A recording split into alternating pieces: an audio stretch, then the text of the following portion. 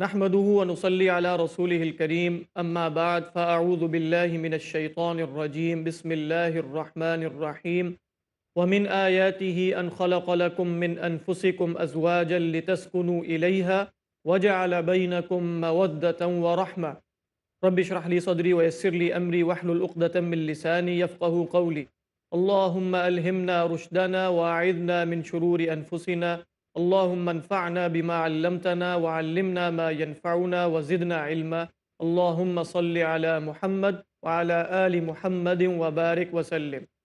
مثالی خاندان کے حوالے سے ہماری نشستیں جاری ہیں، اور جیسا کہ آپ کو یہ بات معلوم ہوگی کہ کسی بھی معاشرے کی اکائی خاندان شمار ہوتا ہے، اور اگر خاندان صالح ہے تو گویا معاشرے کی اینٹ صالح رکھی گئی ہے، اور اگر خاندان ہی فاسد ہے تو معاشرہ بھی فاسد ہو جائے گا۔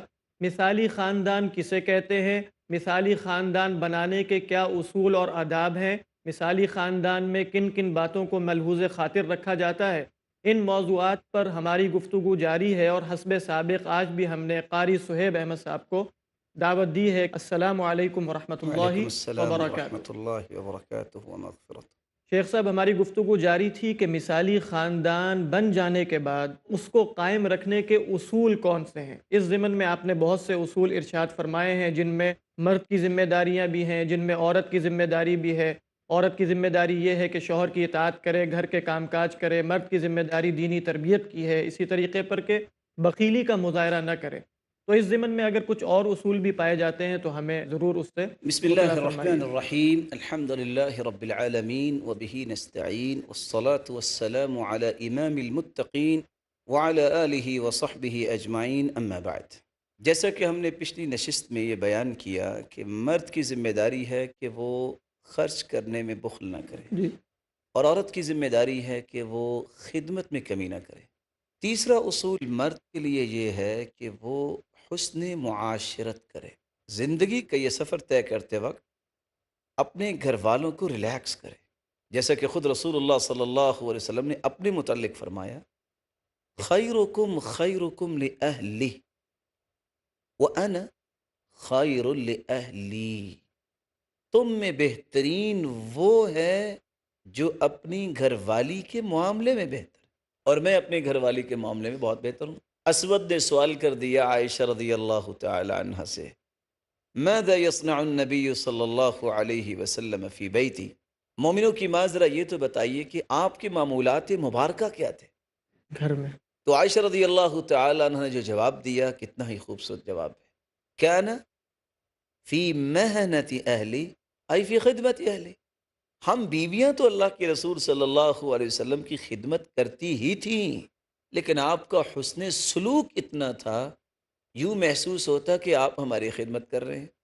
کان یخصف نعلہ، جوتی ٹوٹ جاتی تو خود درست کر لیتے، یفلی ثوبہ، اپنے کپڑے کو خود ٹانک لیتے، ویرقع دلوہ، اپنے ڈول کو خود درست کر لیتے، ویحلب شأتہ، بکری کا دودھ خود دو لیا کرتے، ویعمل ما یعمل الرجال فی بیوتہم، اور جو عام شخص اپنے گھر میں کام کرتا ہے اس کام کو بھی کرنے میں وہ عار نہیں سمجھتا۔ فإذا حضرت الصلاة قام إلى الصلاة، اللہ کے رسول صلی اللہ علیہ وسلم اگر کوئی کام کر رہے ہیں، نماز کا وقت ہو جاتا تو یوں چلے جاتے مسجد کی طرف جیسے کسی کو پہچانتے پہچانتے نہیں۔ ہیں۔ رسول اللہ صلی اللہ علیہ وسلم نے حسن معاشرت کر کے دکھائی، بلکہ صحیح بخاری کی روایت ہے، عائشہ رضی اللہ تعالی عنہ کی چونکہ چھوٹی عمر تھی جب ان کی شادی ہوئی، وہ فرماتی ہے کنت العب بالبنات عند رسول اللہ صلی اللہ علیہ وسلم، میں اللہ کے رسول صلی اللہ علیہ وسلم کے گھر میں تھی اور میرے پاس کھیلنے کے لیے گڑیا تھی، اور میں وہ گڑیا کھیلتے وقت بھی شیئر کرتی تو ایسی بچیوں کے ساتھ جو میری عمر کی تھی۔ وَكَانَ إِذَا دَخَلَ الْبَيْتِ، اللہ کے رسول صلی اللہ علیہ وسلم جب گھر میں داخل ہوتے يَنْقَمِعْنَ مَعَهُ، تو وہ بچیاں بھاگ اٹھتی۔ وَكَانَ يُسَرِّبُهُنْ، اللہ کے رسول صلی اللہ علیہ وسلم ان کو آواز دیتے، آؤ اور عائشہ کے ساتھ کھیل لو، کس لیے؟ جائز خواہشات کی تکمیل کرنا اور ریلیکس کرنا یہ ایک مرد کی ذمہ داری ہے۔ اسی لیے رسول اللہ صلی اللہ علیہ وسلم نے جہاں اچھائی کی دلیل یہ پیش کی ہے، جو اپنے گھر والوں کے معاملے میں اچھا ہے، وہ اچھا ہے۔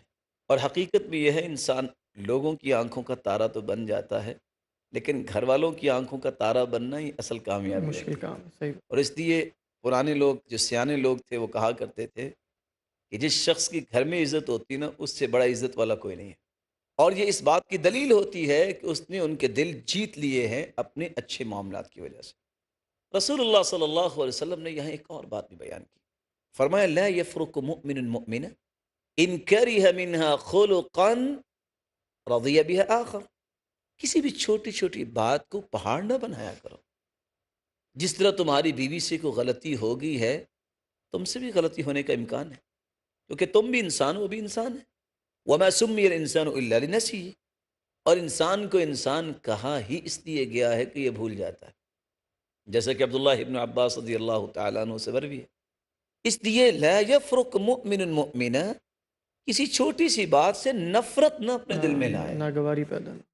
ان کرہ منها خلقا رضی بها آخر۔ رسول اللہ صلی اللہ علیہ وسلم کا فرمان ہے لا یفرق مؤمن مؤمنہ ان کرہ منها خلقا رضی بها آخر۔ اگر اس میں ایک کمی ہے تو کوئی اچھائیاں بھی تو ہے نا، اس سے راضی ہو جاؤ۔ اس لیے رسول اللہ صلی اللہ علیہ وسلم کا فرمان ہے ایما رجل تزوج امرأة على ما قل من المہر او کسر وليس في نفسه ان يؤدي اليها حقها لقي اللہ یوم القیامت وهو زان۔ جو شخص جان بوجھ کے تنگ کرتا ہے، حقوق کی ادائیگی نہیں کرتا، مہر تھوڑا دے یا زیادہ دے اور شادی کر لیتا ہے، قیامت کے دن اس کو سزا کیا ملے گی؟ ایسے لوگوں کے صف میں کھڑا ہوگا جو اللہ کی نافرمانی کرنے والا۔ اس لیے جب صحابی نے سوال کر لیا ما حق الزوجۃ علی الزوج، اللہ کے رسول صلی اللہ علیہ وسلم یہ تو بتائیے کہ عورت کا مرد پہ حق کیا ہے؟ فرمایا ان تطعمها اذا طعمت وتكسوها اذا اكتسيت ولا تضرب الوجه ولا تقبح ولا تهجر الا في البيت۔ پہلا حق یہ ہے کہ جب تم خود کھاؤ اس کو بھی کھلاؤ، یہ نہیں کہ خود تو ہوٹلنگ کرتے رہو اور اس کو کال کر کے کہو اچھا کچھ ہے گھر میں تو پکا لو۔ نہیں، خود تو چاہو کہ روزانہ ہی میں کوئی نیا لباس پہنوں اور اس کو کہو اچھا وہ پچھلے سال کا آپ کی والدہ نے جو دیا تھا وہ ابھی تک پڑا نہیں ہے آپ کے پاس۔ یہ ہیلے بہانے نہیں کرنے چاہیے، بلکہ اس کو بھی ریلیکس کیا جائے۔ اس لیے رسول اللہ صلی اللہ علیہ وسلم نے فرمایا جب تم خود پہنو اس کو پہناؤ، جب خود کھاؤ اس کو کھلاؤ۔ بلکہ حدیث کے الفاظ ہیں اکثر النعال، جوتیاں زیادہ لیا کرو، سلسلہ صحیحہ کی روایت ہے۔ اور رسول اللہ صلی اللہ علیہ وسلم نے جو خطبہ حجۃ الوداع میں تعلیمات دی، ان میں سے ایک تعلیم یہ بھی تھی وَأَحْسِنُوا إِلَيْهِنَّ فِي كِسْوَتِهِنَّ وَطَعَامِهِنَّ، ان کے کپڑوں میں اور ان کے کھانے میں ان کے ساتھ احسان احسان کیجیے۔ کرو۔ تو اگر آپ ایک کی بجائے 2 اور 3 بھی جوتیاں لے کے دے سکتے ہیں تو آپ اس کے لیے خرید لیں۔ اس کا ریاکشن کیا ہوگا؟ میں نے ریاکشن کا لفظ کیوں بولا کہ یہ مشہور ہے، اس کا اچھا اثر کیا ہوگا؟ آپ کی عزت، آپ کے احترام میں اضافہ ہی ہوگا، کمی نہیں ہوگا۔ رسول اللہ صلی اللہ علیہ وسلم نے آگے کیا فرمایا وَلَا تُقَبِّحْ، اس کی قباحتیں نہ بیان کرو۔ وہ خود بھاگ کے تھوڑی آئی تھی، صحیح۔ کس طرح تم احترام سے 100 200 لوگوں کو لے کے گئے تھے اور اس کو لے کے آئے، اب اس کی قباحتیں بیان کرتے ہو کہ اس کی نسل اچھی نہیں ہے اور یہ ہے اور یہ ہے۔ قباحتیں مت بیان کرو۔ ولا تضرب الوجه، اگر سرزنش کا کوئی ایسا موقع بن جاتا ہے تو چہرے پہ اس پہ مت مارنا، اس کے چہرے پہ مت مارنا، فإن الصورت محترمہ، شکل و صورت بڑی محترمہ ہوتی۔ ولا تہجر الا فی البیت، اور اگر تم اس کو سمجھانے کے لیے حجر کرنا چاہتے ہو، کچھ قطع تعلقی کرنا چاہتے ہو کہ سمجھ جائے، تو گھر رکھ کے اس کو سمجھاؤ۔ اور عموماً معاشرے میں ہوتا کیا ہے، قرآن تو یہ کہتا ہے نا فعظوہن، پہلے واعظ و نصیحت کرو، وہجروہن فی المضاجع، ان کے بستر الگ کر دو، واضربوہن، اور اگر ضرورت ہو تو تم ان کی سرزنش کر سکتے ہو۔ لیکن یہاں چونکہ معاملہ ہی ایسا ہے، الٹ شروع ہوتا لوگ مار سے شروع کرتے ہے۔ ہیں جی ہاں، اور پھر ان کی گفتگو ختم ہوتی ہے، اور وعظ و نصیحت کے لیے پھر کوئی بندہ ڈھونڈتے ہیں کہ وہ آ کے وعظ و نصیحت کرے۔ صحیح ہمیں ہے۔ شریعت کے اصولوں کے مطابق زندگی گزارنی ہے، وعظ و نصیحت کرے، پھر اپنے بستر کو الگ کر لے، پھر اس کی سرزنش کرے۔ رسول اللہ صلی اللہ علیہ وسلم نے مرد کی ذمہ داری یہ بتائی ہے کہ وہ حسن معاشرت کرے۔ اس طرح اللہ کے رسول صلی اللہ علیہ وسلم کی بیوی اونٹ پہ چڑھنا چاہتی ہے تو آپ نے اونٹ پہ چڑھانے کے لیے کیا کیا؟ اپنا گھٹنا پیش کر دیا، کہا یہاں پاؤں رکھو اور اونٹ پہ چڑھ جاؤ۔ رسول اللہ صلی اللہ علیہ وسلم جو پوری کائنات سے اعلیٰ ہے، کتنی تواضع ہے اور کس طرح اپنے گھر والوں کا خیال رکھ رہے ہیں۔ صحیح بخاری کی جو روایت ہے، ایک عام مسلمان کو کیا ہے وہ انا کا مسئلہ بناتا ہے؟ بلکہ آپ نے دیکھا ہوگا کوئی جوائنٹ فیملی اگر ہو، یا اگر کوئی مہمان آ جائے یا والدہ آ جائے یا کوئی بہن آ جائے، تو بیوی کہہ دے کہ یہ ذرا فلاں کے ابا آپ برتن تو پکڑائیں، تو اسے دائیں میں دیکھنا پڑتا ہے کوئی دیکھ تو نہیں رہا، کیونکہ اگر کسی نے دیکھ لی تو کیا کہیں گے، یہ تو رن مرید ہو گیا ہے۔ صحیح ہے۔ حالانکہ یہ اخلاقیات کا تقاضا ہے کہ آپ ہن لباس لکم انتم لباس لہن۔ لباس کا مطلب کیا ہوتا ہے؟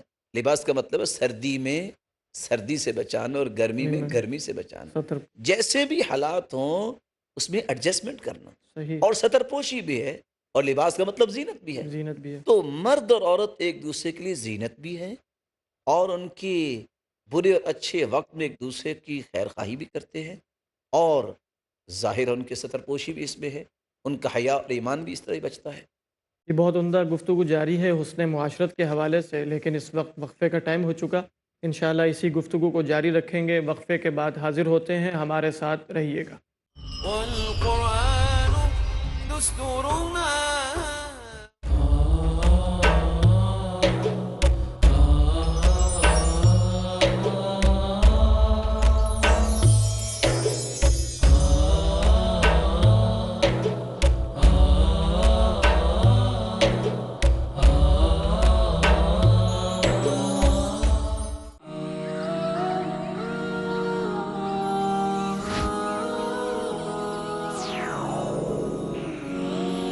ہمارا قرآن ہے کائنات کی سب سے عظیم کتاب، سب سے عظیم کتاب۔ ہمارے پاس حدیثیں ہیں دستیاب،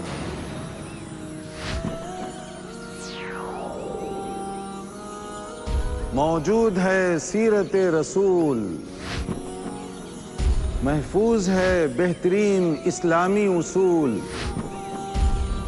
پھر آپ کیوں ہیں محروم؟ آپ کیوں ہیں محروم؟ آپ کیوں ہیں؟ سمجھیے ان کی مدد سے اللہ کا ہر پیغام تفہیم مصادر اسلام، ہر منگل، جمعرات اور سنیچر شام 6 بجے اور دوبارہ صبح 9 بجے انڈیا میں پیس ٹی وی اردو پر۔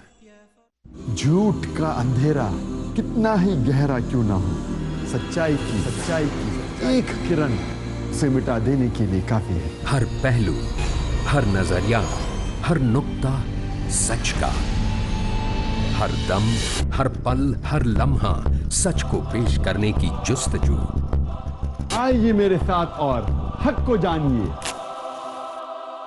عالم انسانیت کے لیے سچائی کی روشنی۔ ڈاکٹر ذاکر نائک پیش کریں گے اظہار حق، ہر پیر سے سنیچر رات 10 بجے اور دوبارہ صبح 8:30 بجے انڈیا میں پیس ٹی وی اردو پر۔ والقرآن دستورنا۔ حسن معاشرت کے حوالے سے بہت ہی عمدہ گفتگو جاری ہے۔ میں اس حوالے سے شیخ سے یہ سوال پوچھنا چاہوں گا کہ بعض مرد سمجھتے یہ ہیں کہ مردانگی کا تقاضا یہ ہے کہ گھر میں ایک رعب دبدبہ ہر وقت قائم رکھا جائے، اور جب مرد گھر میں داخل ہو تو کھلبلی سی مچ جائے، اور کوئی ادھر بھاگ رہا ہو، کوئی ادھر بھاگ رہا ہو۔ تو کیا یہ انسان کی مردانگی کا تقاضا ہے یا برے اخلاق کا ظہور ہے؟ میرا یہ خیال ہے کہ یہ جو لفظ استعمال کیا گیا ہے، جی اس کا استعمال یہاں نہیں ہونا چاہیے۔ انسان تہذیب کے الفاظ کو زیادہ پسند کرتا ہے۔ اثر رعب و دبدبہ یہ ہے کہ آپ کے گھر داخل ہوتے ہی وہ پہلو پیش آئے جو عائشہ رضی اللہ تعالی عنہ نے پیش کیا۔ اتنا رعب ہوتا اللہ کے رسول صلی اللہ علیہ وسلم کا، لیکن آپ تواضع کے ساتھ گھر میں داخل ہوتے ہی گھر کے اندر رونق آ جاتی، اور اسی لیے عائشہ رضی اللہ تعالی عنہ گھر آتے دیکھ کر اللہ کے رسول صلی اللہ علیہ وسلم کو یہ کہا کرتی تھی، ابو کبیر حزلی کا شعر پڑھ کے، فَلَمَّا رَأَيْتُ إِلَى أَسَارِيرِ وَجْهِ برقت كبرق العارض المتهلل۔ آپ کا جب ظہور یا آپ کی آمد مسعود، آپ کا ورود مسعود جب ہوتا گھر میں، تو یوں آپ گھر میں داخل ہوتے جیسے بادلوں کو چیرتے ہوئے چاند باہر آ جاتا۔ رسول اللہ صلی اللہ علیہ وسلم نے عائشہ رضی اللہ تعالی عنہ کا یہ پہلو دیکھ کر آپ نے کیا کیا؟ فقبلہ۔ تو رسول اللہ صلی اللہ علیہ وسلم نے بہادری کا جو پہلو پیش کیا ہے وہ ہے معاف کرنا۔ وہ ہے درگزر کرنا. ليس الشديد بالسرعة. لیس الشدید بالسرعہ انما الشدید الذی یملک نفسه عند الغضب. اصل پہلوان وہ ہے جو غصے پہ کنٹرول کرتا ہے. پہلوان وہ نہیں جو کسی کو بچھاڑ دیتا ہے. اور ویسے عربوں کا ایک مقولہ ہے اور بڑا عجیب مقولہ ہے، یغلبہن اللئام ویغلبن الکرام. عورتوں پہ غلبہ پانے کی خواہش وہ پیدا کرتے ہیں جو اپنے اندر کمینگی رکھتے ہیں. غلبہ تو اللہ نے دیا ہے، الرجال قوامون علی النساء، یہ غلبہ نہیں ہے. اس میں مزید خواہش کرنا کہ اب میں اس کو اس انداز سے رکھوں گا، اس لیے اللہ کے رسول نے سختی سے منع فرمایا، وَلَا تَضْرِبُوهُنَّ ضَرْبَ الْفَحْلِ. اس طرح نہ عورتوں کو مارو جس طرح تم جانوروں کو مارتے ہو. اور آگے کیا فرمایا؟ ایک وقت ہوتا ہے تم مارتے ہو، پھر اسی کے قریب سکون لینے جاتے ہو. ان دونوں چیزوں کو جمع کر کے دیکھا جائے، جہاں مرد کی ذمہ داری بیان کی وہاں عورت کی ذمہ داری ہے کہ وہ خامد کو ٹینشن نہ دے. حدیث کے الفاظ لا تؤذی امرأة فی الدنیا زوجها الا قالت زوجته من الحور العین قاتلک اللہ انما هو دخیل عندك یوشک ان یفارقک الینا. جبکہ دنیا میں عورت اپنے خامد کو تکلیف دیتی ہے تو جنتی حور جو اس کی بیوی ہوگی جنت میں، وہ کہتی ہے تیرا برا ہو تو کیوں اس کو تنگ کر رہی ہے، یہ تو تیرے پاس چند دن کا مہمان ہے، اس کی خدمت تو ہم کر کے دکھائیں گے. تو جو عورت جنتی حوروں سے بھی جھڑکیاں کھاتی ہے اس کو سوچنا چاہیے کہ مجھے کیوں اپنے خامد کو تنگ کرنا ہے. اور سچی بات یہ ہے، یہاں میں ایک اصول بیان کرنا چاہتا ہوں، اور وہ کیا ہے؟ عورت کے اندر اگر بصیرت ہو تو بڑے بڑے مسائل کو کنٹرول کر سکتی ہے. خالد بن یزید اتفاق سے ان کی طبیعت میں گرمی تھی، اور رملہ بنت زبیر رضی اللہ تعالی عنہ ان کی بیوی تھی. ایک دن خالد رضی اللہ تعالیٰ عنہ گھر میں آئے اور انہوں نے گفتگو کی اور وہ خاموشی سے بیٹھی رہی. خالد بن یزید کو اور غصہ آ گیا. کہتے اس لیے خاموشی سے بیٹھی ہو کہ میں غلط کہہ رہا ہوں، یا اس لیے بیٹھی ہو خاموشی سے کہ آپ میری شکایت کرو گی اپنے بھائیوں کو؟ کیا جواب تھا رملہ بنت زبیر کا؟ دو جواب دیے. فابتسمت، مسکرائی. پہلا جواب ہو گیا نا، اور یہ جلتی پہ پانی ڈالنے والی بات ہے. دوسرا کیا کہا؟ لا هذا ولا ذاک. نہ اس لیے خاموش ہوں کہ آپ نے غلط کہا، نہ اس لیے خاموش ہوں کہ میں آپ کی شکایت لگانا چاہتی ہوں. انما نحن ریاحین للشم والضم. ہم تو پھول ہیں، ہمیں تو اللہ نے پھول بنائے اور پھولوں سے تو خوشبو لی جاتی ہے اور ان کے ساتھ انسان ریلیکس ہوتا ہے. ما لنا وللدخول بین الرجال. مردوں کی باتوں میں انوالو ہونا ہماری تو ذمہ داری نہیں. 24 سال تک زندہ رہے لیکن دوبارہ غصہ کرنے کی ضرورت پیش نہیں آئی. اور اتفاق سے کچھ واقعات سچے ہوتے ہیں اور ان میں بڑی عبرتیں ہوتی ہیں. ایک آدمی نے جب اس طرح کی احادیث سنی کہ گھر والوں سے انسان کو اچھا برتاؤ کرنا چاہیے تو اپنی بیوی کو لے کے نکلا، صرف اس کے دل میں سرور پیدا کرنے کے لیے. اور نکلا رات کی تاریکی بھی اور چاند چمک رہا تھا. تو ویسے پوچھتا ہے ارأیت القمر، چاند دیکھ رہی ہو؟ قالت نعم. بیوی بھی نیک تھی. قالت نعم ما احلاها، دیکھ رہی اور کتنا ہی اچھا ہے. اور اس نے فوراً کیا لفظ بولا؟ انت احلا من القمر، تم اس چاند سے بھی اچھی ہو. اس نے جواب کیا دیا؟ لا بل انت، میں نہیں بلکہ آپ. یہ تو ہوا دل میں سرور اس نے بھی پیدا کر دیا، اس نے بھی پیدا کر دیا. ایک دوسرا جوڑا جب اس نے یہ سنا کہ اس نے یہ کہا ہے تو وہ بھی اپنی بیوی کو لے کے باہر نکلا. پوچھتا ہے ارأیت القمر، کیا تو نے چاند کو دیکھا؟ تو اس نے جواب کیا دیا؟ اتظننی عمیہ، تم مجھے اندھا سمجھتے ہو؟ آپ یہ بتائیے ایسا جواب دینے والی عورت اپنی زندگی میں سکون کیسے حاصل کر سکتی ہے؟ اس لیے عورت کا بصیرت کا جواب جو ہے بڑے بڑے مسائل کو کنٹرول کر لیتا ہے. اتفاق سے فاطمہ رضی اللہ تعالیٰ عنہ کے ساتھ ایک دن کو بات ہوگی تو بجائے کو بات کہنے کی علی رضی اللہ تعالیٰ عنہ گھر سے نکلی اور مسجد میں جا کے سو گئے. سسر بھی ہوں تو ایسے. سرتاج رسول صلی اللہ علیہ وسلم تشریف لائے. پوچھا این ابن عمک، تیرے چچا کا بیٹا کہاں ہے فاطمہ؟ کہ اللہ کے رسول گھر آئے تھے، اس طرح بات ہوئی، چلے گئے. دیکھا تو علی رضی اللہ تعالیٰ عنہ لیٹے ہوئے ہیں اور آپ کے جسم پہ مٹی لگی ہوئی ہے اور رسول اللہ صلی اللہ علیہ وسلم مٹی صاف کر رہے ہیں اور کہہ رہے ہیں قم یا ابا تراب، قم یا ابا تراب، اے ابو تراب اٹھو. کہا اللہ کے رسول آج کے بعد آپ کو میری طرف سے کوئی بات نہیں پہنچے گی. لیکن جب گھر پہنچے اب زوجین ہے تو صرف فاطمہ رضی اللہ تعالی عنہ کو چیک کرنے کے لیے کیا کہتے ہیں؟ ان النساء شیاطین خلقن لنا فاعوذ باللہ من شر الشیاطین، یہ عورتیں تو ہمارے لیے شیطان اللہ نے پیدا کر دی ہیں، ہم اللہ کی پناہ میں آتی ہیں عورتوں سے۔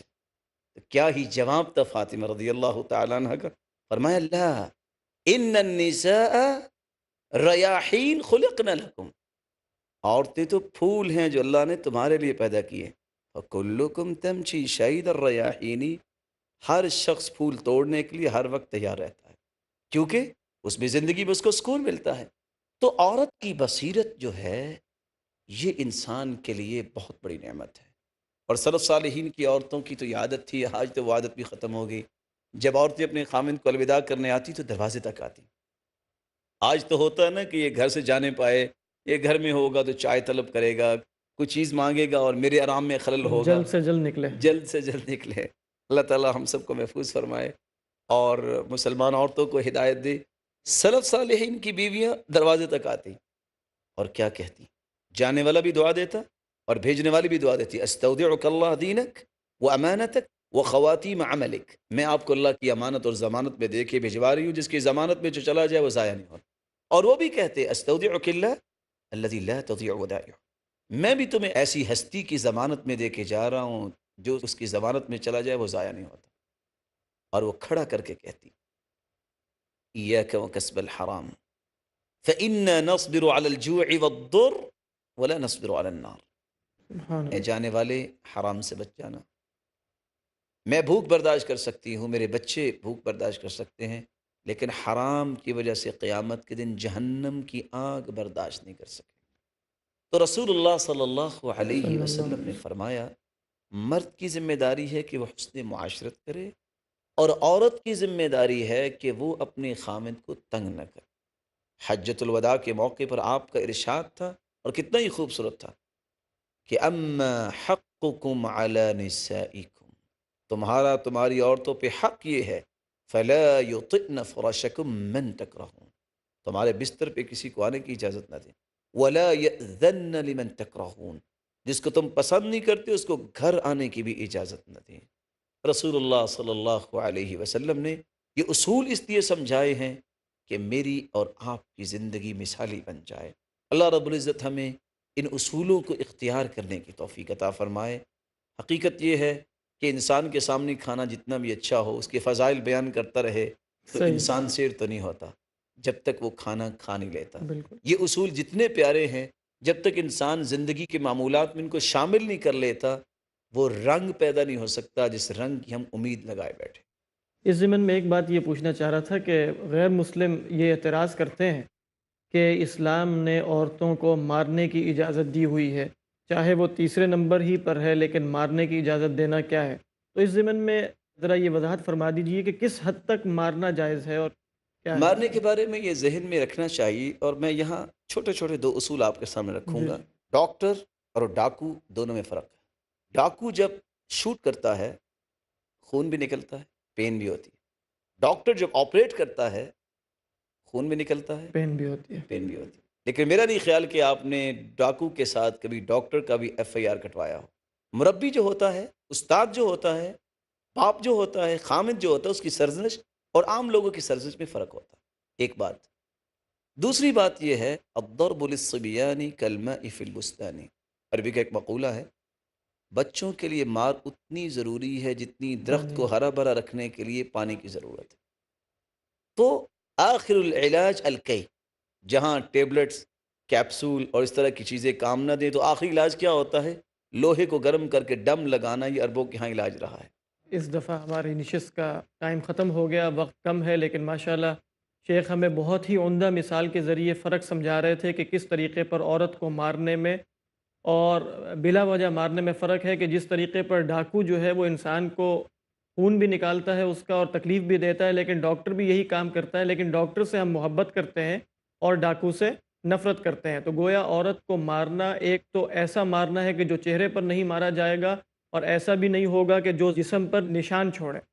ہم دعا کرتے ہیں کہ اللہ سبحانہ و تعالی ہمیں حسن معاشرت کے تمام اصولوں پر عمل کرنے کی توفیق عطا فرمائے، اور ہم یہ جملہ اپنے حافظے میں شامل کر لیں کہ ان النساء ریاحین، کہ عورتیں جو ہیں وہ پھول ہیں جو ہمارے لیے پیدا کی گئی ہیں، اور ہم پھولوں کے ساتھ پھولوں جیسا سلوک ہی کریں تو بہتر ہے۔ ہمارے ساتھ رہیے گا، اگلی نشست میں پھر حاضر ہوں گے۔ السلام علیکم ورحمۃ اللہ وبرکاتہ۔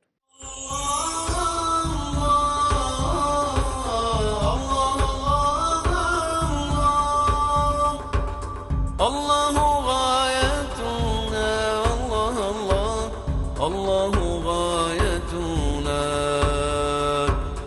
الله غايتنا الله غايتنا الله الله الله غايتنا الله غايتنا والقرآن دستورنا والقرآن دستورنا والقرآن دستورنا۔